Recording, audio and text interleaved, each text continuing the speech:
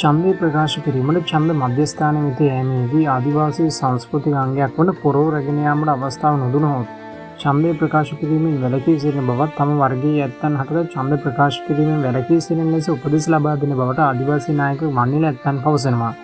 ආදිවාසී නායකයා මේ බව සඳහන් කළේ 5 වන දම්බාන කොටබකින්ය ආදිවාසී ගම්මානයේ පැවති මාධ්‍ය හමුවකදී අදහස් දක්වමින් ඡන්දය යනු වසර 5කට සැරයක් පැමිණෙන දෙයක් වන බවත් තම සංස්කෘතිය ඊට වඩා වැදගත් වන බවත් ඡන්දයේ හේතුවෙන් තම සංස්කෘතිය හැලුවට ලක් කිරීමට තමන් කිසිසේත් කටයුතු නොකරන බවත් ආදිවාසී නායකයා හෙදී අවධානය කර සිටියා.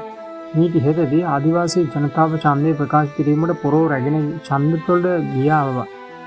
මීට ඉහතදී ආදිවාසී ජනතාව ඡන්ද ප්‍රකාශ කිරීමට පොරව රැගෙන ඡන්ද මධ්‍යස්ථානයට ගිය අවස්ථාවේ එම ඡන්ද මධ්‍යස්ථානයේ රාජකාරී සිදු කළ නිලධාරීන් ඒ වළක්වීමට කටයුතු කර. මීට ඉහතදී ආදිවාසී ජනතාව ඡන්දය ප්‍රකාශ කිරීමට පොරව රැගෙන ඡන්ද මධ්‍යස්ථානයට ගිය අවස්ථාවේ එම ඡන්ද මධ්‍යස්ථානයේ රාජකාරී සිදු කළ නිලධාරීන් විසින් ඒ වළක්වාලීමට කටයුතු කර තිබෙනවා.